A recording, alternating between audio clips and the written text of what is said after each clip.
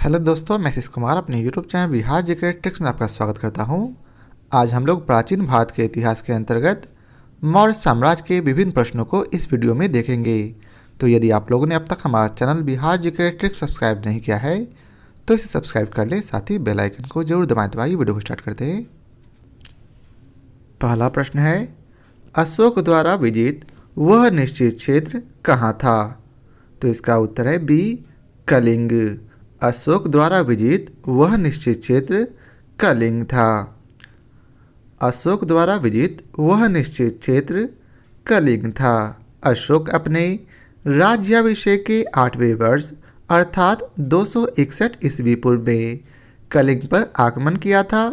कलिंग युद्ध के बाद अशोक का हृदय परिवर्तन हो गया और वह बौद्ध धर्म को ग्रहण कर लिया था। कलिंग युद्ध के बारे में हमें जानकारी अशोक के 13वें शिलालेख से मिलती है। कलिंग की राजधानी तोसली थी। अब अगला प्रश्न है, अर्थशास्त्र के बारे में कौन सा वाक्य सच है? तो इसका सही उत्तर है डी, अर्थात यह एक मौर्य राजनैतिक अर्थव्यवस्था और शासन पर एक निबंध पुस्तक है। दूसरा, इसकी तिथि और लेखन बिना किसी विवाद के एक पूर्णतः प्रतिष्ठित सत्य है। अब आइए चलते इसके विस्तार को पढ़ते हैं। अर्थशास्त्र के बारे में सच है कि यह एक मौर्य राजनैतिक अर्थव्यवस्था और शासन पर एक निबंध पुस्तक है।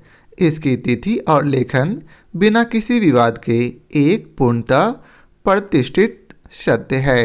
अर्थशास्त्र की रचना चाणक्य ने किया था। किसने किया था? तो चाणक्य ने। अर्थशास्त्र का संबंध राजनीति से है।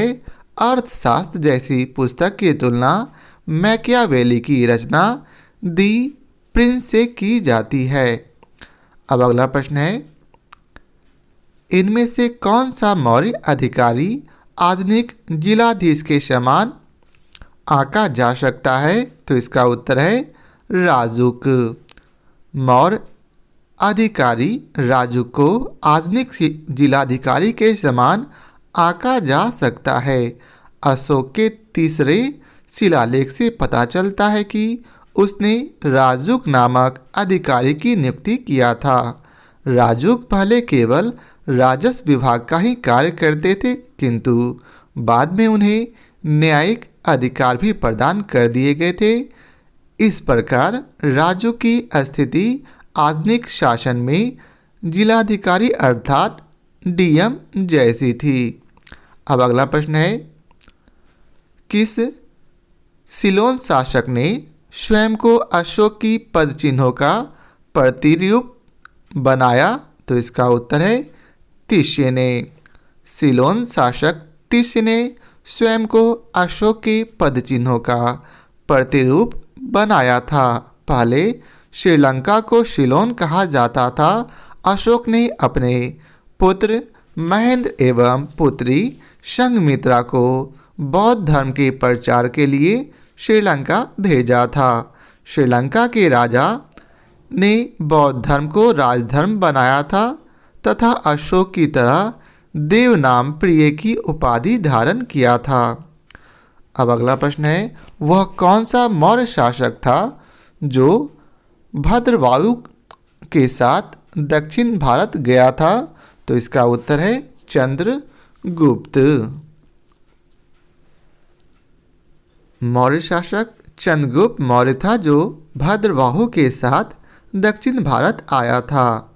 जैन ग्रंथ हेमचंद की रचना परिशिष्ट पर्वन से पता चलता है कि चंद्रगुप्त मौर्य अपने जीवन के अंतिम समय में जैन धर्म को मानने वाला हो गया था। वह जैन गुरु भद्रवाहु के साथ दक्षिण भारत के श्रमणबेलगोला के चंद्रगिरी नामक पहाड़ी पर चला गया, जहां पर अपने जीवन का शेष दिन बिताया था। अब अगला प्रश्न है, कब और किसके द्वारा अशोक के शिलालेख के गूढ़ अक्षरों को प्रथम बार पढ़ा गया? तो इसका उत्तर है 1837 में जेम्स प्रिंसेप के द्वारा। 1837 ईस्वी में जेम्स प्रिंसेप द्वारा अशोक के अभिलेख के गूढ़ अक्षरों को प्रथम बार पढ़ा गया था। अशोक के अभिलेख में ब्राह्मणी, खरोष्ठी, आरमेइक एवं ग्रीक लिपि का प्रयोग हुआ है, तो भाषा के रूप में प्राकृत भाषा का प्रयोग हुआ है। अब अगला प्रश्न है, इनमें से कौन सा सीरिया के राजा एंटीयोकस प्रथम का राजदूत था जो बिंदुसार के दरबार में भेजा गया? तो इसका उत्तर है डाइमेकस। डाइमेकस सीरिया के राजा एंटीयोकस प्रथम का राजदूत था जो बिंदुसार के दरबार में भेजा गया था। बिंदुसार ने सीरिया के राजा से 3 चीज़ों की मांग की थी: मीठी मंदिरा, सूखी अंजीर एवं दार्शनिक। इनमें से सीरिया के राजा ने दार्शनिक भेजने से इनकार कर दिया था। अब अगला प्रश्न है, किस बौद्ध सन्यासी के प्रभाव में आकर अशोक बौद्ध धर्म का अनुयायी बना? तो इसका उत्तर है उपगुप्त के प्रभाव में आकर बौद्ध सन्यासी उपगुप्त के प्रभाव में आकर अशोक बौद्ध धर्म का अनुयायी बना था। दीपवंश एवं महावंश के अनुसार अशोक ने अपने राज्याभिषेक के 4थे वर्ष में निग्रोध के प्रवचन से प्रभावित होकर बौद्ध धर्म को ग्रहण कर लिया था।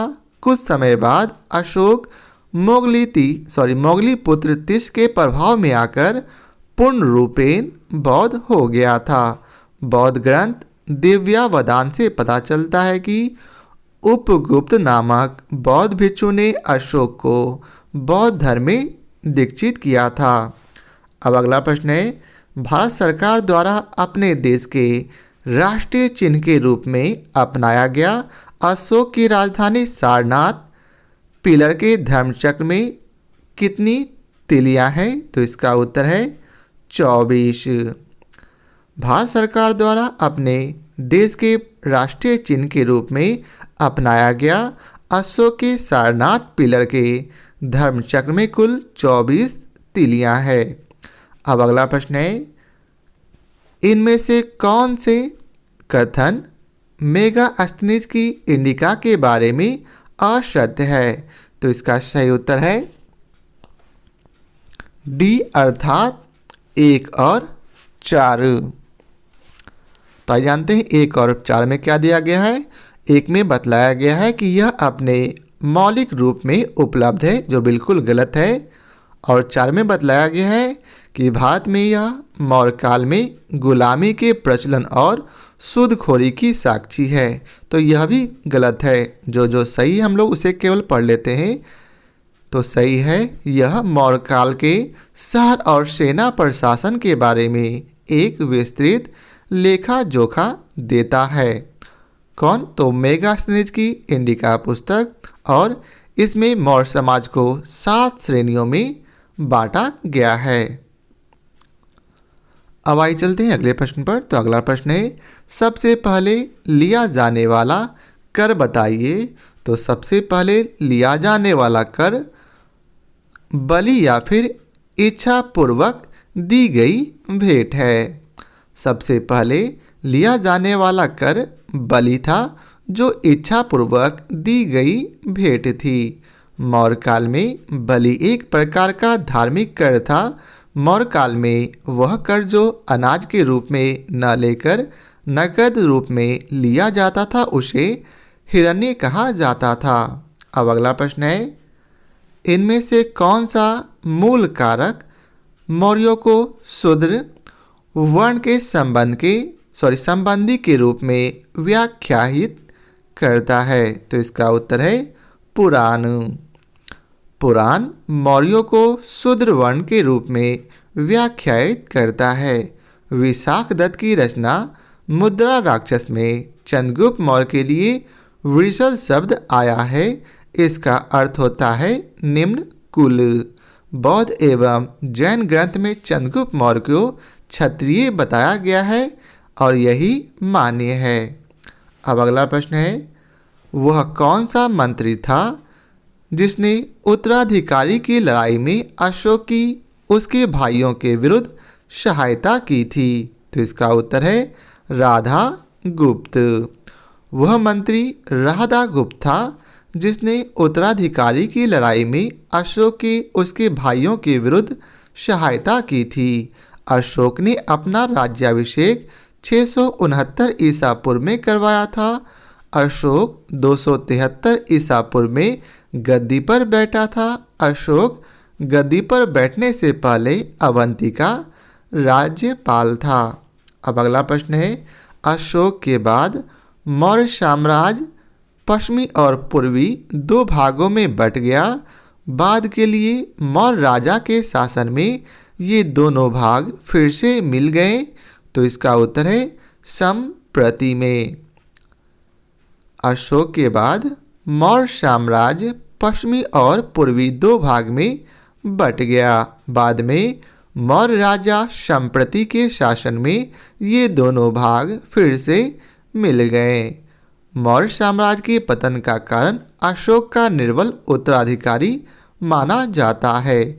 राजतरंगिणी से प्राप्त होता है कि कश्मीर में जालौक तथा तारानाथ के विवरण से पता चलता है कि वीरसेन ने गांधार प्रदेश में स्वतंत्र राज्य की स्थापना की थी। संप्रति जैन धर्म को मानने वाला था। अब अगला प्रश्न है, इनमें से कौन सा बौद्ध स्तूप मौलिक रूप से ईंट पर अशोक द्वारा बनाया गया था? तो इसका उत्तर है सांची स्तूप। बौद्ध स्तूप सांची मौलिक रूप से ईंट पर अशोक द्वारा बनाया गया था। सांची स्तूप मध्य प्रदेश में स्थित है। यह भारत में स्थित सबसे बड़ा बौद्ध स्तूप है। अब अगला प्रश्न है, इनमें से अशोक के कौन से कथन सत्य हैं? तो इसका उत्तर है बी, अर्थात दो सभी प्राकृत भाषा में लिखे गए उनके स्तूप और इनके साक्ष्य अनेक साहित्यिक स्रोतों से प्रमाणित किए जा चुके हैं। इनमें से अशोक के निम्नलिखित कथन सत्य हैं। सभी प्राकृत भाषा में लिखे गए हैं। इनके साक्ष्य अनेक साहित्यिक स्रोतों से प्रमाणित किए जा चुके हैं। अशोक के अभिलेखों में पाकिस्तान एवं अफगानिस्तान के कंधार स्थित सारे कुहना को छोड़कर शेष जगह से जो अभिलेख मिले हैं उसमें ब्राह्मणी लिपि का प्रयोग हुआ है। तो अभिलेख में भाषा के रूप में प्राकृत भाषा का प्रयोग हुआ है। अब अगला प्रश्न है, शिल्पी और कारीगर किस मुख्य वर्ण से आए? तो इसका उत्तर है शूद्र से। शिल्पी और कारीगर शूद्र वर्ण से आए थे। मेगास्थनीज ने व्यवसाय के आधार पर भारतीय समाज को 7 वर्गों में विभाजित किया था। पहला दार्शनिक, दूसरा कृषक, तीसरा पशुपालक, चौथा कारीगर जिसे शिल्पी भी कहा जाता था, पांचवा योद्धा, छठा निरीक्षक और सातवां मंत्री। मेगास्थनीज के अनुसार भारत में दास प्रथा प्रचलन में नहीं थी, जबकि थी। अब अगला प्रश्न है, इनमें से कौन सी किताब गुप्त मौर्यों के कौटिल्य की अर्थशास्त्र पुस्तक है? तो इसका उत्तर है कामंदक की नीति सार। कामंदक की नीति सार गुप्त मौर्यों के कौटिल्य की अर्थशास्त्र जैसी पुस्तक है। जिस प्रकार मौर्य काल में चाणक्य ने अर्थशास्त्र लिखा था, उसी प्रकार गुप्त काल में कामंदक ने नीतिसार नामक पुस्तक की रचना की थी। अब अगला प्रश्न है, चाणक्य किस प्रसिद्ध राजा के सलाहकार थे? तो चाणक्य जो है चंद्रगुप्त मौर्य के सलाहकार थे। थोड़ा सा ये मिसप्रिंट है इसलिए छोड़ देता हूँ। अब आइए चलते हैं अगले प्रश्न पर। अब अगला प्रश्न है जिसमें आपको मिलान करना है, तो आप लोग प्रश्न को ध्यानपूर्वक पढ़कर इसका मिलान कर लें। यदि आपको और समय चाहिए तो वीडियो को पॉज कर लें। अब आइए चलते हैं इसके सही कोड को जानते हैं। तो इसका सही कोड है ऑप्शन ए। अब आइए चलते हैं इसके विस्तार को पढ़ते हैं। श्रेणी क्या था? तो निगम का प्रधान। श्रेष्ठी जो है निगम का प्रधान था। श्रेणी सभी व्यापारिक संगठनों तथा व्यावसायिक संस्थाओं की सामान्य संज्ञा। सार्थ व व्यापारियों के काफिले का नेतृत्व करने वाला, जबकि पूगा जो है अलग अलग व्यापार में रुचि रखने वाला था। अब अगला प्रश्न है यूनानी लेखकों ने बिंदुसार के लिए किस नाम का प्रयोग किया? तो इसका उत्तर है एमी त्रोचेड्स। यूनानी लेखकों ने बिंदुसार के लिए एमी त्रोचेड्स नामक का प्रयोग किया था। बिंदुसार को वायु पुराण में भद्रसार एवं वारिसार नाम से पुकारा गया है। जैन धर्म में बिंदुसार के लिए सिंहसेन नाम आया है। बौद्ध ग्रंथ में बिंदुसार के लिए बिंदुसार नाम आया है। अब अगला प्रश्न है अशोक के कलिंग युद्ध के विषय में किस अभिलेख से जानकारी मिलती है? तो इसका उत्तर है 13वें शिलालेख। अशोक के कलिंग युद्ध के विषय में 13वें शिलालेख से जानकारी मिलती है। अशोक के 13वें शिलालेख से पता चलता है कि कलिंग युद्ध के बाद अशोक का हृदय परिवर्तित हो गया है और वह बौद्ध धर्म को ग्रहण कर लिया था। बौद्ध ग्रंथ दिव्यावदान से पता चलता है कि उपगुप्त नामक बौद्ध भिक्षु ने अशोक को बौद्ध धर्म में दीक्षित किया था। अब अगला प्रश्न है निम्नलिखित में से किस आधुनिक राज्य में अशोक के अभिलेख उपलब्ध नहीं है? तो इसका उत्तर है तमिलनाडु में अभी तक अशोक के अभिलेख उपलब्ध नहीं है। अशोक के अभिलेख आंध्र प्रदेश, उड़ीसा एवं कर्नाटक से प्राप्त हुए हैं। अशोक के अभिलेख में ब्राह्मणी, खरोष्ठी, आरमेइक एवं ग्रीक लिपि का प्रयोग हुआ है। अशोक के अभिलेख में भाषा के रूप में प्राकृत भाषा का प्रयोग हुआ है। अब अगला प्रश्न है निम्नलिखित में से अशोक का कौन सा अभिलेख बौद्ध धर्म के नियमों को प्रकट करता है? तो इसका उत्तर है डी अर्थात भ्रभृ अभिलेख। राजस्थान स्थित भ्रभृ अभिलेख में अशोक अपने को मगध का सम्राट कहता है। इसी अभिलेख में बौद्ध धर्म के त्रिसंग, बुद्ध धम्म एवं संघ का उल्लेख मिलता है। मौस्की एवं गुर्जरा अभिलेख में अशोक के लिए अशोक नाम का उल्लेख हुआ है। मौस्की अभिलेख कर्नाटक में स्थित है तो गुर्जरा अभिलेख मध्य प्रदेश में स्थित है। अब अगला प्रश्न है कौन सा क्षेत्र अशोक के शासनकाल का हिस्सा नहीं है? तो इसका उत्तर है मद्रास। अशोक के समय में प्रांतों की संख्या 5 थी। पहला उत्तरापथ की राजधानी तक्षशिला थी। दूसरा अवंती, इसकी राजधानी उज्जैन थी। अशोक गद्दी पर बैठने से पहले अवंती का राज्यपाल था। तीसरा है कलिंग, इसकी राजधानी तोसली थी। चौथा है दक्षिणापथ, इसकी राजधानी स्वर्णगिरी थी। और पांचवा प्रांत है प्राच्य अर्थात पूर्वी प्रदेश, जिसकी राजधानी पाटलिपुत्र थी। अब अगला प्रश्न है अगले प्रश्न में आपको मिलान करना है, तो आप लोग प्रश्न को ध्यानपूर्वक पढ़कर इसका मिलान कर लें। तो आइए चलते हैं इसके सही कोड को जानते हैं।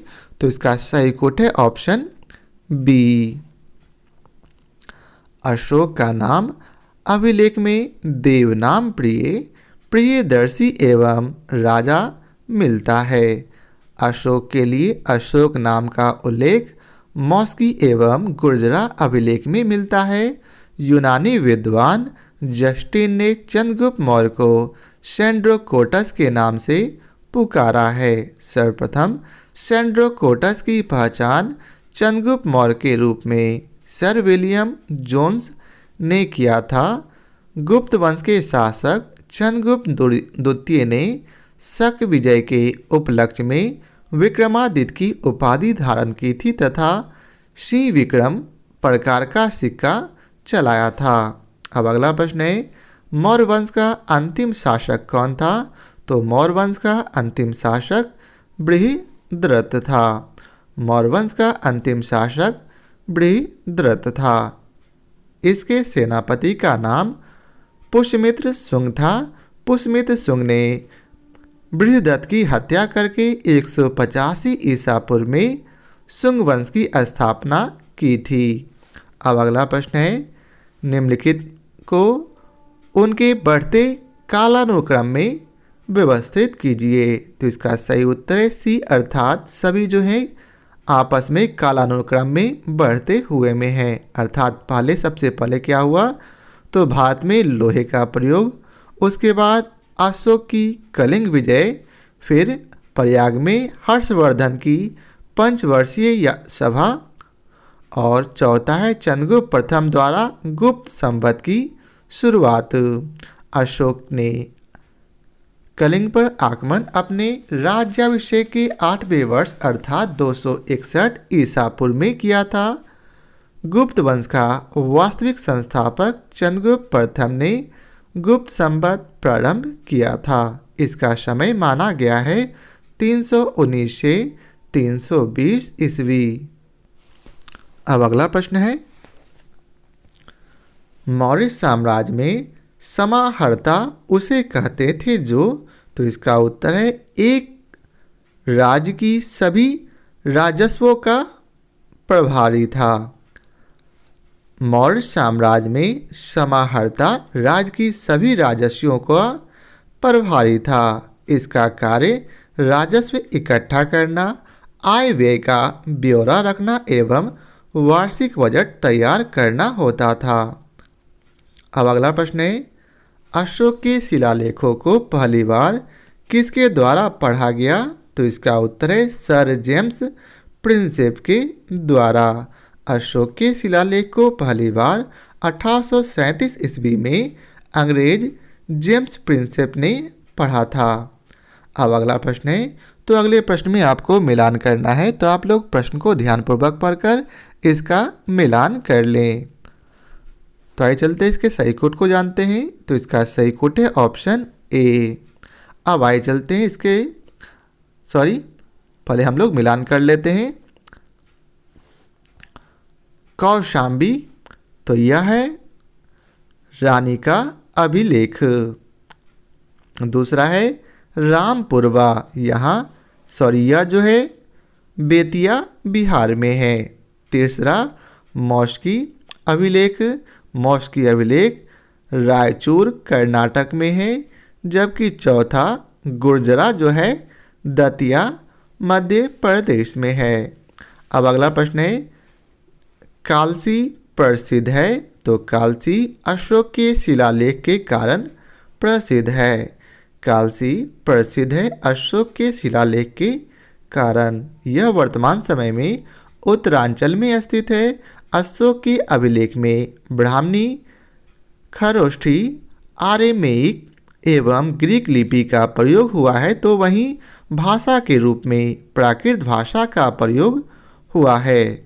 अब अगला प्रश्न है, मौर्य समाज का विभाजन 7 वर्गों में विशेष तौर पर उल्लिखित है। तो इसका उत्तर है मेगास्थनीज की इंडिका में। मौर्य समाज का विभाजन 7 वर्गों में विशेष तौर पर उल्लिखित किया गया है। मेगास्थनीज की रचना इंडिका में है। मेगास्थनीज ने व्यवसाय के आधार पर भारतीय समाज को 7 भागों में विभाजित किया था, जो इस प्रकार है। पहला है दार्शनिक, दूसरा कृषक, तीसरा पशुपालक, चौथा कारीगर, पांचवा योद्धा, छठा निरीक्षक और सातवां है मंत्री। अब अगला प्रश्न है, निम्नलिखित में से कौन सा कथन सत्य नहीं है? तो इसका सही उत्तर है ऑप्शन डी, अर्थात अशोक बिंदुसार का छोटा भाई था, जो बिल्कुल गलत है। अब अगला प्रश्न है, अशोक के निम्न में से किस शिलालेख में 1 ग्राम के भू राजस्व में रियायत का उल्लेख है? तो इसका उत्तर है लुम्बिनी का स्तंभ लेख। अशोक के लुम्बिनी का स्तंभ लेख में 1 ग्राम के भू राजस्व में रियायत का उल्लेख है। अशोक राज्याभिषेक के 20वें वर्ष लुम्बिनी पहुंचा।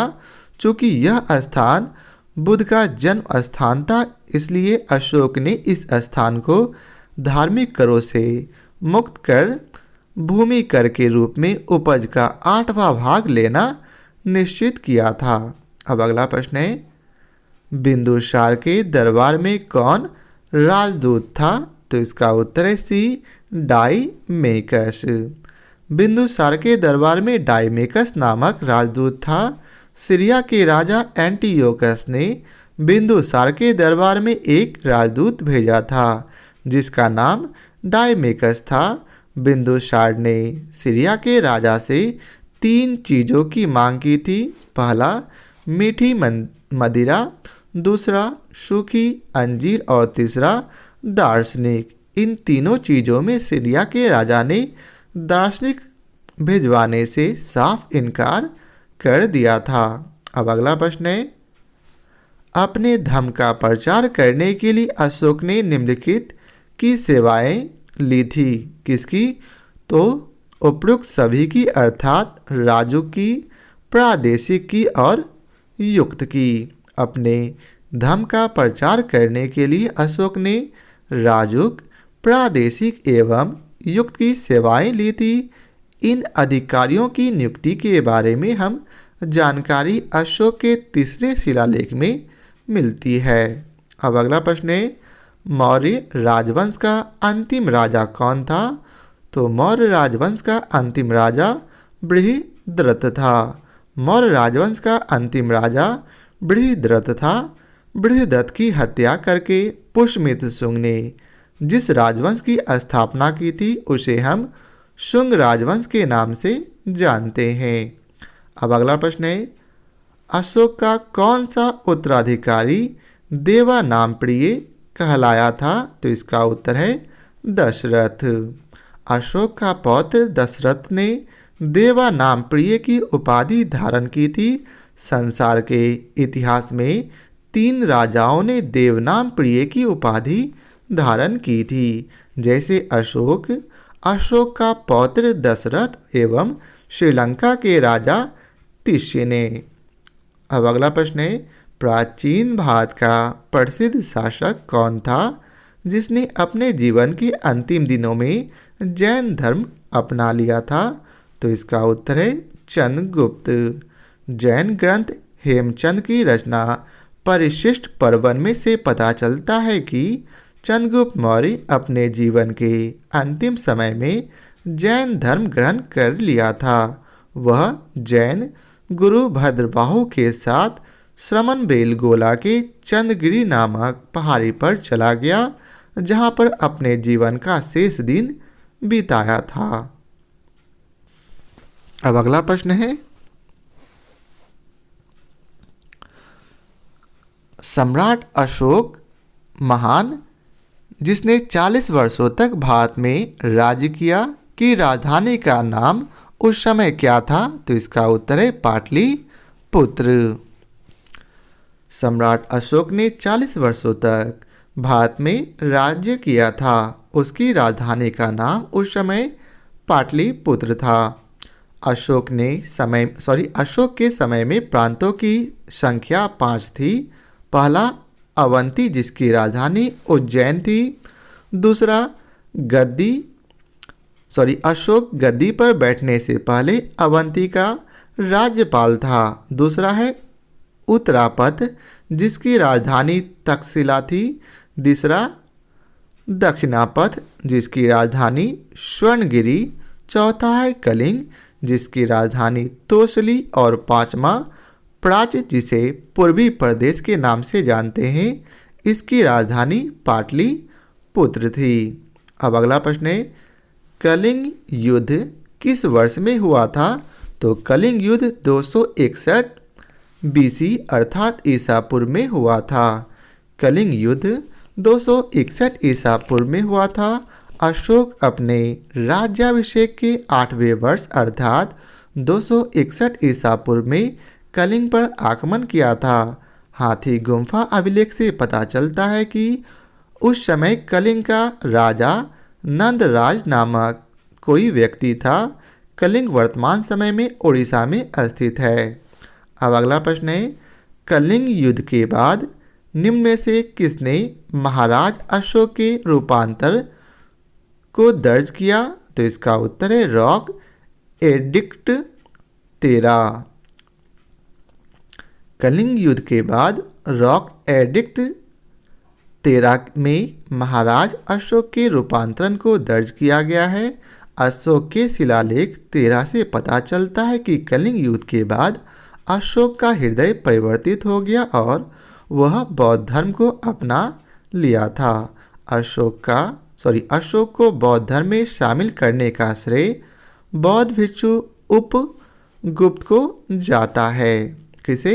तो उपगुप्त को। हाथी गुम्फा अभिलेख से पता चलता है कि कलिंग युद्ध के समय कलिंग का राजा नंदराज नामक व्यक्ति था। अब अगला प्रश्न है, निम्न में किसने और कब पहली बार अशोक के शिलालेखों का अर्थ स्पष्ट किया? तो इसका उत्तर है 1837 में जेम्स प्रिंसेप ने।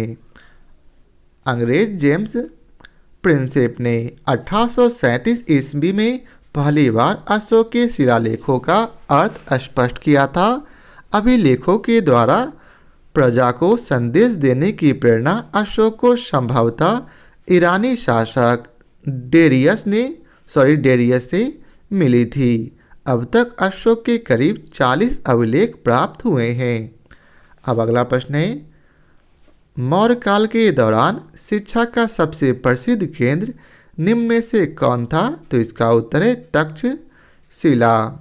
मौर्य काल के दौरान शिक्षा का सबसे प्रसिद्ध केंद्र तक्षशिला था।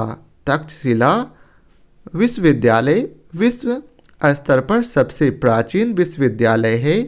यह वर्तमान समय में पाकिस्तान में स्थित है। भारत स्तर पर सबसे प्राचीन विश्वविद्यालय नालंदा विश्वविद्यालय है। अब अगला प्रश्न है, कलिंग शासक खारवेल ने संरक्षण दिया।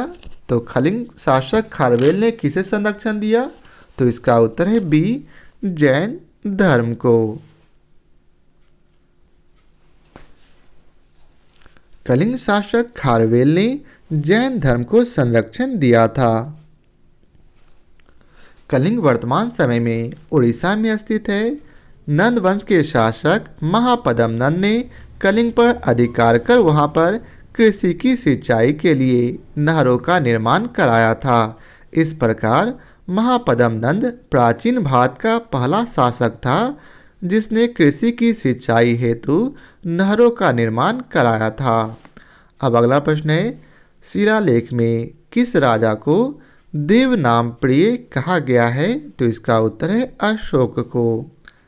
शिलालेख में अशोक को देवनाम प्रिय, प्रियदर्शी एवं राजा कहा गया है। अशोक के लिए अशोक नाम का उल्लेख मौस्की एवं गुर्जरा अभिलेख में मिलता है। मौस्की वर्तमान समय में कर्नाटक में स्थित है तो वहीं गुर्जरा वर्तमान समय में मध्य प्रदेश में स्थित है। अब अगला प्रश्न है, निम्नलिखित में से कौन सा अशोककालीन अभिलेख खरोष्ठी लिपि में है? तो इसका उत्तर है शाहबाज गढ़ी। पाकिस्तान के शाहबाज गढ़ी एवं मानसेरा से अशोक के जो भी अभिलेख प्राप्त हुए हैं उसमें खरोष्ठी लिपि का प्रयोग किया गया है। खरोष्ठी लिपि दाएं से बाएं की ओर लिखी जाती थी, तो वहीं ब्राह्मणी लिपि बाएं से दाईं ओर लिखी जाती थी। अब अगला प्रश्न है, श्रवणबेलगोला में गोमतेश्वर की विशाल प्रतिमा किसने स्थापित करवाई थी? तो इसका उत्तर है चामुंड राय ने। श्रवणबेलगोला में गोमतेश्वर की विशाल प्रतिमा चामुंड राय ने स्थापित करवाया था। चंद्रगुप्त मौर्य अपने जीवन के अंतिम समय में जैन धर्म को मानने वाला हो गया था।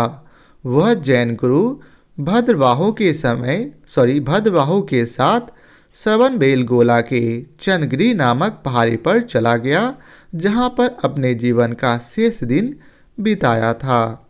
अब अगला प्रश्न है, रोमन बस्ती कहां से प्राप्त हुई? तो रोमन बस्ती अरिकामेडु से प्राप्त हुई थी। रोमन बस्ती अरिकामेडु से प्राप्त हुई थी। पेरिप्लस ऑफ द इरिथ्रियन सी का लेखक कौन था यह पता नहीं चलता है। इस पुस्तक में अरिकामेडु का उल्लेख पैडोक के नाम से हुआ है। अब अगला प्रश्न है, किस वंश में कौटिल्य का वर्णन मिलता? तो इसका उत्तर है मौर्य वंश में। मौर्य वंश में कौटिल्य का वर्णन मिलता है। कौटिल्य को इतिहास में हम विष्णुगुप्त एवं चाणक्य के रूप में भी जानते हैं। यह चंद्रगुप्त मौर्य का गुरु था। चाणक्य ने अर्थशास्त्र जैसी पुस्तक की रचना की थी। इस पुस्तक का संबंध राजनीति से था। अब अगला प्रश्न है, मौर्यों के शासनकाल में सिक्के ढालने के लिए निम्नलिखित में से किन पदार्थों का उपयोग होता था? तो इसका उत्तर है चांदी एवं तांबे का। मौर्यों के शासनकाल में सिक्के ढालने के लिए ताम्र एवं चांदी जैसे पदार्थों का उपयोग होता था। मुद्राओं को जारी करने का अधिकार लक्षणाध्यक्ष एवं सवर्णिक को होता था। स्वतंत्र रूप से सिक्का ढालने वालों को राज्य को 1/3 या फिर 1/2% ब्याज रूपी का एवं परीक्षण के रूप में देना पड़ता था। अब अगला प्रश्न है, अशोक द्वारा प्रचारित धर्म क्या था? तो इसका उत्तर है उस समय के अधिकांश संप्रदायों के सिद्धांतों से संगत आचार व्यवस्था। अशोक द्वारा प्रचारित धर्म उस समय के अधिकांश संप्रदायों के सिद्धांतों से संगत आचार व्यवस्था था। अशोक के दूसरे एवं 7वें स्तंभ लेख में उन गुणों का वर्णन है जो धर्म का निर्माण करते हैं। अशोक के धर्म की परिभाषा राहुलोवाद सूत्र से ली गई है। अब अगला प्रश्न है, बिंदुसार के शासनकाल में कहां पर विद्रोह हुआ था? तो इसका उत्तर है तक्षशिला में। दिव्यावदान में तक्षशिला में होने वाले विद्रोह का उल्लेख है, जिसको दबाने के लिए बिंदुसार ने अपने पुत्र अशोक को भेजा था। अब अगला प्रश्न है, खरोष्ठी लिपि की उत्पत्ति कैसे हुई? तो इसका उत्तर है अरामाइक। खरोष्ठी लिपि ईरानियों के प्रभाव से आई और यह देश के पश्चिमोत्तर प्रदेशों तक ही सीमित रही। यह दाई से बाईं ओर को लिखी जाती थी। अब अगला प्रश्न है, मौर्य काल में लक्षणाध्यक्ष कौन था? तो इसका उत्तर है डी अर्थात टकसाल का प्रभारी कर्मचारी। मुद्रा संचालन का अधिकार राज्य का था। लक्षणाध्यक्ष सिक्के जारी करता था और जब लोग सिक्के बनवाते थे तो उन्हें राज्य को लगभग प्रतिशत ब्याज रूपी का और परीक्षण के रूप में देना पड़ता था। अब अगला प्रश्न है, अपनी रचना में नंदों एवं मौर्यों का उल्लेख करने वाला प्राचीन कवि कौन था? तो इसका उत्तर है मामूल नार। प्रसिद्ध तमिल कवि मामूल नार ने नंदों द्वारा जुटाए गए धन और मौर्यों की फौज के बारे में लिखा है। अब अगला प्रश्न है, कहाँ से प्राप्त अपने अभिलेखों में अशोक का नाम से उल्लेख है? तो इसका उत्तर है सी नेतुर, उदयगोलम, मौस्की एवं गुर्जरा।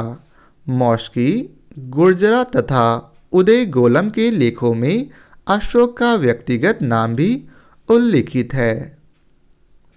अब अगला प्रश्न है, वह मौर्य राजा जो अमित्रघात नाम से भी जाना जाता था कौन था? तो इसका उत्तर है बिंदुसार। यूनानी लेखकों के अनुसार बिंदुसार को अमित्रोकेडीज कहा है, जिसका संस्कृत रूपांतरण अमित्र घात अर्थात शत्रुओं को नष्ट करने वाला होता है। यह उसकी उपाधि थी। जैन ग्रंथ उसे सिंहसेन कहते हैं। अब अगला प्रश्न है, चंद्रगुप्त मौर्य के शासनकाल में सौराष्ट्र में सुदर्शन तड़ांग के निर्माण का श्रेय निम्नलिखित में से किसे जाता है? तो इसका उत्तर है वैश्व पुष्य गुप्त को। पश्चिमी भारत में सिंचाई की सुविधा के लिए चंद्रगुप्त के सौराष्ट्र प्रांत के राज्यपाल पुष्यगुप्त वैश्व ने सुदर्शन नामक इतिहास प्रसिद्ध झील का निर्माण करवाया था। वह गिरनार के समीप रैवतक तथा उर्जयत पर्वतों के जल स्रोतों के ऊपर कृत्रिम बांध बनाकर निर्मित की गई थी। अब अगला प्रश्न है, अशोक ने कहाँ चोल, पांड्य, केरल पुत्र और सतीय पुत्रों का अपनी पड़ोसी शक्तियों के रूप में उल्लेखित किया है? तो इसका उत्तर है शिलालेख द्वितीय और 13वें अभिलेख में। अशोक के शिलालेख द्वितीय और 13 में पड़ोसी राज्यों का उल्लेख है। दक्षिण भारत में चोल, पांड्य, क्षत्रिय पुत्र, केरल पुत्र और ताम्रपर्णी भी उत्तर पश्चिम में अंत्योक यवन राज्य थे। अब अगला प्रश्न है, मेगास्थनीज द्वारा डायोनीसियस एवं हेराक्लीज के रूप में वर्णित भारतीय देवताओं की क्रमशः पहचान किससे की गई? तो इसका उत्तर है शिव एवं कृष्ण से। मेगास्थनीज ने डायोनीसियस अर्थात शिव और हेराक्लीज अर्थात कृष्ण की पूजा का उल्लेख किया है।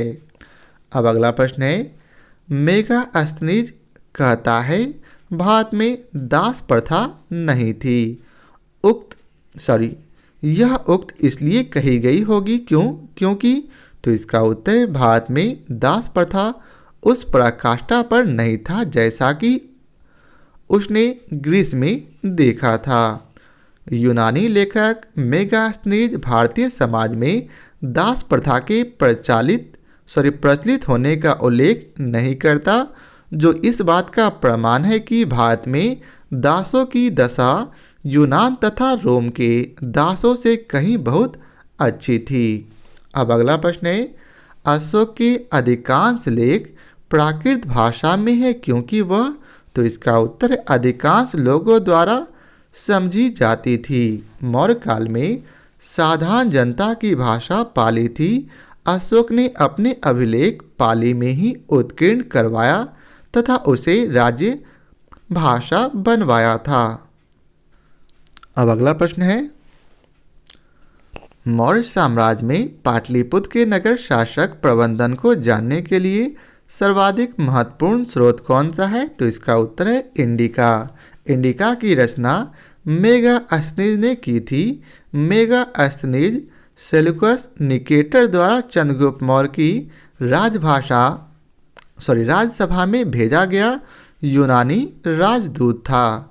मेगास्थनीज ने बहुत समय तक मौर्य दरबार में निवास किया। मौर्य दरबार में रहकर उसने जो कुछ भी देखा सुना उसे उसने इंडिका नामक पुस्तक में लिपिबद्ध किया था। अब अगला प्रश्न है, अशोक के अभिलेख किन लिपियों में लिखे मिलते हैं? तो इसका उत्तर है खरोष्टी में, ब्राह्मणी में, ग्रीक में एवं अरमाइक में। अशोक के अभिलेख ग्रीक, खरोष्टी, ब्राह्मणी एवं अरमाइक लिपि में मिलते हैं। अब अगला प्रश्न है, निम्नलिखित में से किसमें मौर्यों का क्षत्रिय रूप में उल्लेख है? किसमें? तो इसका उत्तर है दिव्यावदान में। सभी बौद्ध ग्रंथों का प्रमाण मौर्यों को क्षत्रिय जाति से संबंधित करता है। दिव्यावदान भी एक बौद्ध ग्रंथ है। अब अगला प्रश्न है, अन्य राष्ट्रों में लड़ाइयों में भूमि को नष्ट करने का चलन है। भारतीयों में भूमि जोतने वाले पड़ोस में लड़ाई चलते रहने के बावजूद कैसे भी संकट के भाव से उद्विग्न नहीं होते और उत्पीड़न नहीं होते। यह वक्तव्य किसका है? तो इसका उत्तर है मेगास्थनीज का। मेगास्थनीज ने इस बात को अनेक बार दोहराया है कि शत्रु अपनी भूमि पर काम करते हुए किसी को हानि नहीं पहुंचाता, क्योंकि इस वर्ग अर्थात किसान के लोग सर्वसाधारण द्वारा हितकारी माने जाते हैं, इसलिए हानि से बचाए जाते हैं। अब अगला प्रश्न है, तो अगले प्रश्न में आपको मिलान करना है, तो आप लोग प्रश्न को ध्यानपूर्वक पढ़कर इसका मिलान कर लें। तो इसका सही उत्तर है ऑप्शन ए। व्यापारियों की एक समिति होती थी जिसे निगम कहा जाता था। निगम का प्रधान श्रेष्ठी या फिर सेठी कहलाता था। व्यापारियों के नेता को सार्थवाह कहा जाता था। श्रेणियों के संघ को भंडागारिक तथा शिल्पी संघ के अध्यक्ष को जेठियक कहा जाता था। अब अगला प्रश्न है,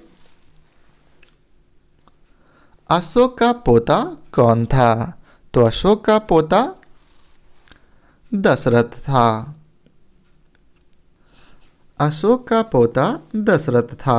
यह आजीवक संप्रदाय को मानने वाला था। दशरथ ने बराबर पहाड़ी में लोमस ऋषि का गुफा तथा नागार्जुनी पहाड़ी में गोपी गुफा का निर्माण कराकर आजीवक संप्रदाय को दान में दिया था। बराबर एवं नागार्जुनी पहाड़ी बिहार के गया जिले में स्थित है। आजीवक संप्रदाय की स्थापना मोखली पुत्र गोशाल ने किया था। यह महावीर स्वामी का शिष्य था। यह नालंदा का रहने वाला था। अब अगला प्रश्न है, चंद्रगुप्त मौर्य ने अपने अंतिम दिन यहाँ गुजारे। कहाँ गुजारे? तो श्रवणबेल गोला में। चंद्रगुप्त मौर्य ने अपने जीवन के अंतिम समय श्रवणबेल गोला में बिताया था। हेमचंद की रचना परिशिष्ट पर्वन से पता चलता है कि चंद्रगुप्त मौर्य अपने जीवन के अंतिम समय में जैन धर्म को मानने वाला हो गया था। वह जैन गुरु भद्रबाहु के साथ श्रवणबेल गोला के चंद्रगिरी नामक पहाड़ी पर चला गया, जहां पर अपने जीवन का शेष दिन बिताया था। यूनानी विद्वान जस्टिन ने चंद्रगुप्त मौर्य को सेंड्रोकोटस कहकर पुकारा था। सेंड्रोकोटस की पहचान चंद्रगुप्त मौर्य के रूप में सर्वप्रथम अंग्रेज सर विलियम जोन्स ने किया था। अब अगला प्रश्न है, अशोक के शिलालेख किस लिपि में खुदे हुए हैं? तो इसका उत्तर है ब्राह्मण लिपि में। अशोक के शिलालेख ब्राह्मणी लिपि में खुदे हुए हैं। अशोक के अभिलेख में सामान्यतः 4 लिपि का प्रयोग किया गया है। कौन कौन?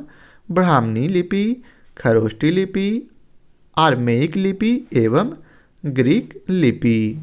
अफगानिस्तान के कंधार स्थित सार-ए-कोहना नामक स्थान से अशोक के जो अभिलेख प्राप्त हुए हैं उसमें आर्मेइक एवं ग्रीक लिपि का प्रयोग किया गया है।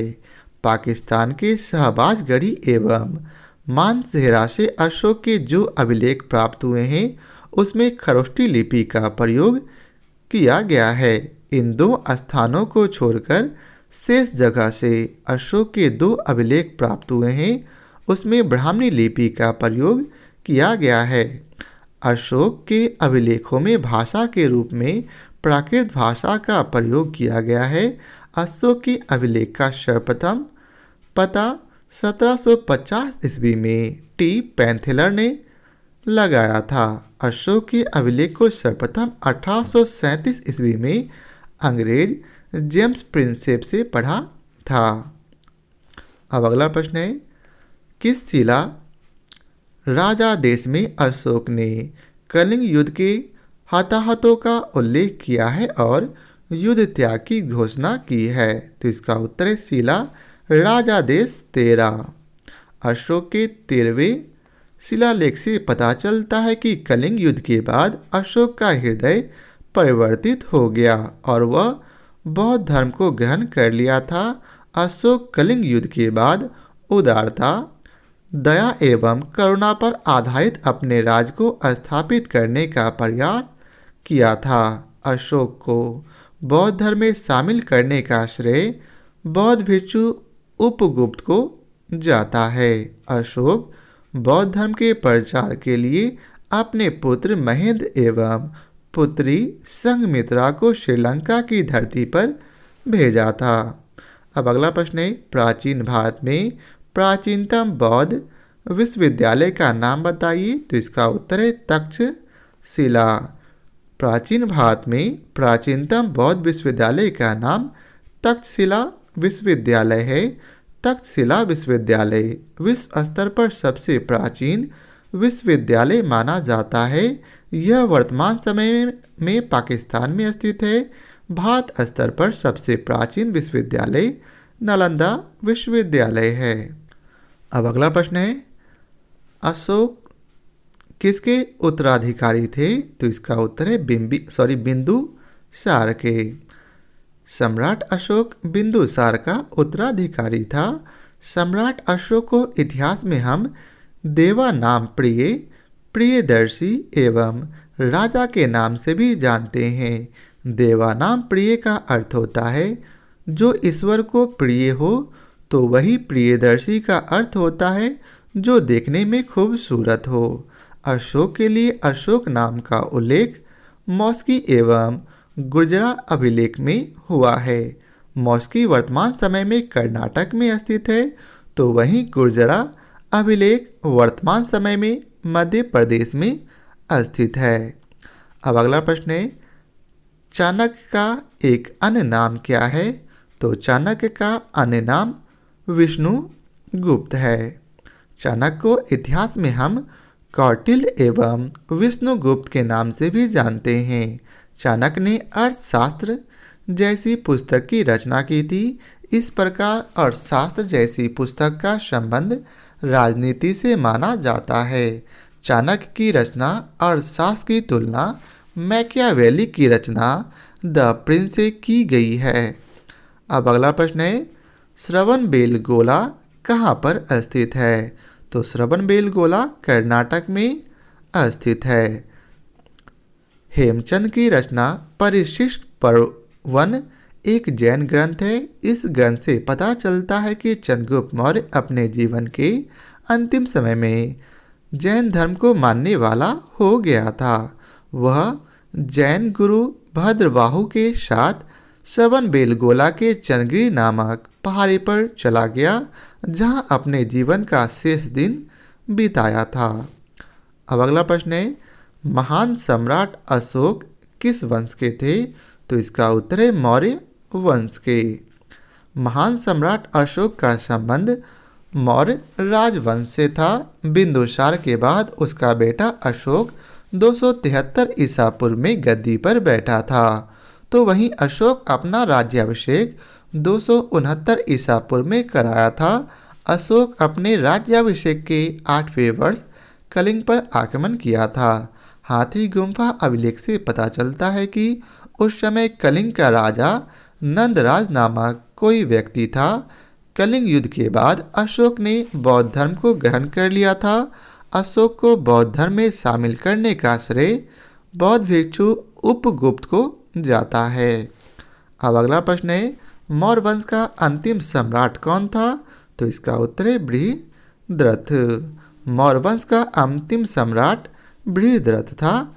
बृहद्रथ की हत्या करके उसके सेनापति पुष्यमित्र शुंग ने 185 ईसा पूर्व में जिस राजवंश की स्थापना की थी उसे प्राचीन भारत के इतिहास में हम शुंग राजवंश के नाम से जानते हैं। अब अगला प्रश्न है, किस राजा की कहानी मुद्रा राक्षस नाटक का विषय है?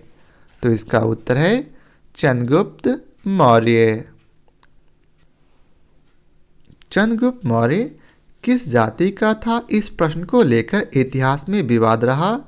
ब्राह्मण ग्रंथ से पता चलता है कि चंद्रगुप्त की जाति शूद्र थी। विशाख दत्त की रचना मुद्रा राक्षस से चंद्रगुप्त मौर्य के लिए वृषक शब्द आया है।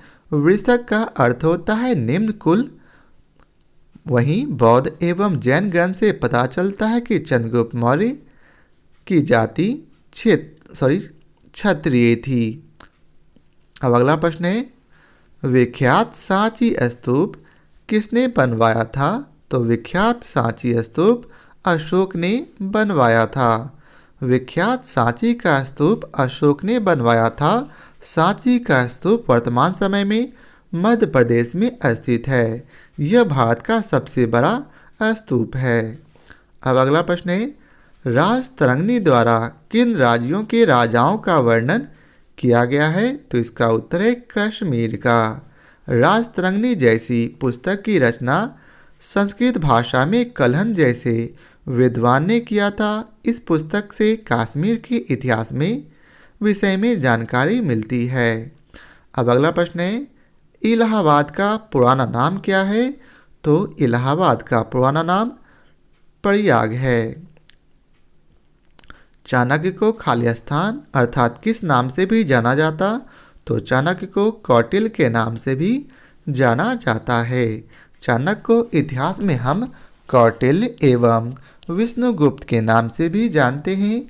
चाणक्य ने अर्थशास्त्र जैसी पुस्तक की रचना किया था। इस पुस्तक का संबंध राजनीति से माना जाता है।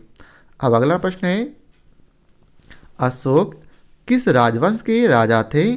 तो अशोक जो है मौर्य राजवंश के राजा थे। अशोक मौर्य राजवंश का शासक था। अशोक के अभिलेखों में अशोक का नाम देवनाम प्रिय प्रदर्शी एवं राजा मिलता है। अशोक के लिए अशोक नाम का उल्लेख मौस्की एवं गुर्जरा अभिलेख में मिलता है। मौस्की वर्तमान समय में कर्नाटक में स्थित है, तो वहीं गुर्जरा वर्तमान समय में मध्य प्रदेश में स्थित है। अगला प्रश्न है, कलिंग का युद्ध वर्ष कब हुआ था? तो इसका उत्तर 261 ईसा पूर्व में। मौर्य वंश के शासक अशोक ने अपने राज्याभिषेक के 8वें वर्ष अर्थात 261 ईस्वी पूर्व में कलिंग पर आक्रमण किया था। हाथी गुम्फा अभिलेख से पता चलता है कि उस समय कलिंग का राजा नंदराज नामक कोई व्यक्ति था। कलिंग वर्तमान समय में उड़ीसा में स्थित है। अब अगला प्रश्न है, बिंबिसार किस साम्राज्य के राजा थे?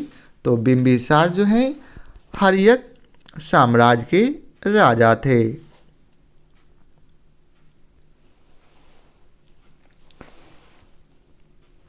मगध साम्राज्य की धरती पर हर्यक राजवंश की स्थापना बिंबिसार ने किया था।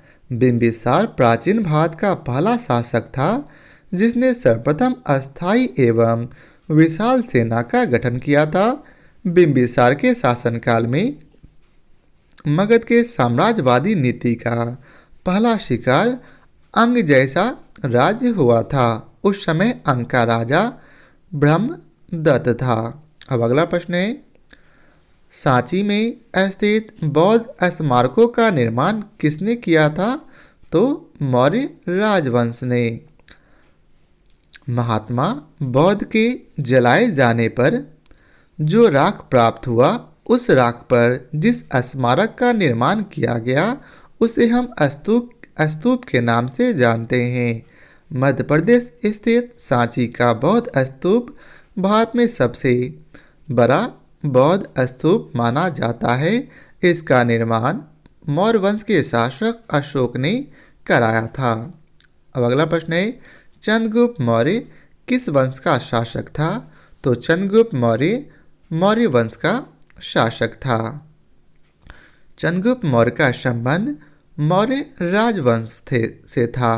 इस प्रकार चंद्रगुप्त मौर्य ने नंद वंश का अंतिम शासक धनानंद को पराजित करके अपने गुरु चाणक्य की सहायता से जिस राजवंश की स्थापना किया था उसे प्राचीन भारत के इतिहास में हम मौर्य राजवंश के नाम से जानते हैं। अब अगला प्रश्न है, बिंदुसार किसका पुत्र था? तो बिंदुसार चंद्रगुप्त मौर्य का पुत्र था। चंद्रगुप्त मौर्य के बाद उसका बेटा बिंदुसार गद्दी पर बैठा। इतिहास में बिंदुसार को कई नामों से जानते हैं। वायु पुराण में बिंदुसार को भद्रसार या फिर वारिसार के नाम से भी पुकारा गया है।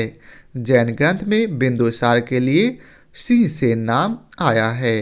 अब अगला प्रश्न है, कलिंग युद्ध के पश्चात सम्राट अशोक ने किस धर्म का स्वीकार किया था? तो इसका उत्तर है बौद्ध धर्म का। कलिंग युद्ध के बाद अशोक का हृदय परिवर्तित हो गया और वह बौद्ध धर्म को ग्रहण कर लिया था। अशोक को बौद्ध धर्म में दीक्षित करने का श्रेय बौद्ध भिक्षु उपगुप्त को जाता है। इसके बारे में हमें जानकारी अशोक के 13वें शिलालेख में मिलती है। कलिंग युद्ध के बाद अशोक ने उदारता, दया एवं करुणा पर आधारित अपने राज्य को स्थापित किया था। अब अगला प्रश्न है, चाणक्य किसके प्रमुख सलाहकार थे? तो चाणक्य चंद्रगुप्त मौर्य के प्रमुख सलाहकार थे। चाणक्य चंद्रगुप्त मौर्य के प्रमुख सलाहकार था। चाणक्य को इतिहास में हम कौटिल्य एवं विष्णुगुप्त के नाम से भी जानते हैं।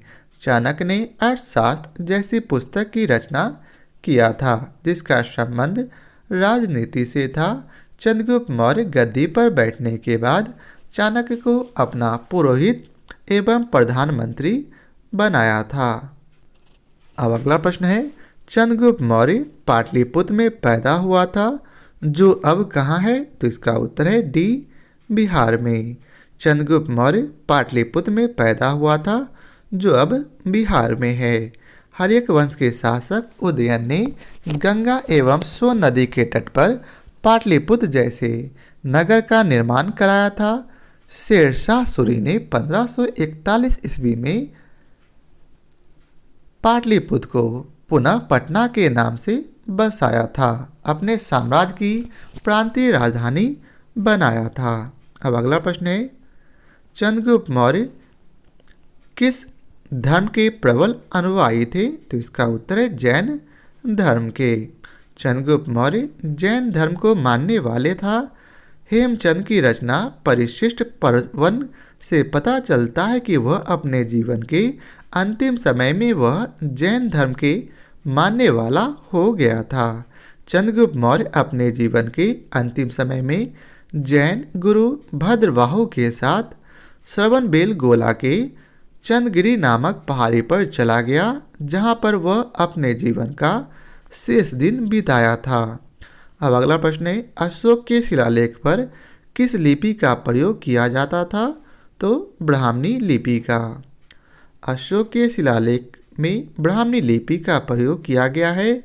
अशोक अभिलेख में सामान्यतः 4 लिपि का प्रयोग किया गया है, ब्राह्मणी लिपि का, खरोष्टी लिपि का, आरमाइक लिपि का एवं ग्रीक लिपि का। अफगानिस्तान के कंधार स्थित सारे कोहना नामक स्थान से अशोक के जो अभिलेख प्राप्त हुए हैं उसमें आरमाइक एवं ग्रीक लिपि का प्रयोग किया गया है। तो वहीं पाकिस्तान के शाहबाज गढ़ी एवं मानसेहरा से अशोक के जो अभिलेख प्राप्त हुए हैं उसमें खरोष्टी लिपि का प्रयोग किया गया है। इस प्रकार पाकिस्तान एवं अफगानिस्तान को छोड़कर भारत के शेष जगह से अशोक के जो अभिलेख प्राप्त हुए हैं उसमें ब्राह्मी लिपि का ही प्रयोग किया गया है। अशोक के अभिलेख के बारे में सर्वप्रथम 1750 ईस्वी में टी पैनथेलर ने लगाया था, तो वहीं अशोक के अभिलेख को सर्वप्रथम 1837 ईस्वी में जेम्स प्रिंसेप ने पढ़ा था। अगला प्रश्न है, मौर्य साम्राज्य की राजधानी कहाँ स्थित है? तो मौर्य साम्राज्य की राजधानी पाटलिपुत्र में स्थित है। मौर्य साम्राज्य की राजधानी पाटलिपुत्र स्थित है। पाटलिपुत्र का पुराना नाम कुसुमपुर था। मेगास्थनीज ने पाटलिपुत्र को यूनानी भाषा में पोलीब्रोथा कहकर संबोधित किया था। अब अगला प्रश्न है, कौटिल्य द्वारा रचित प्रसिद्ध पुस्तक कौन सी है? तो इसका उत्तर है अर्थशास्त्र। कौटिल्य की रचना अर्थशास्त्र का संबंध राजनीति से है। अर्थशास्त्र से बौद्ध प्रशासन के विषय में भी जानकारी मिलती है।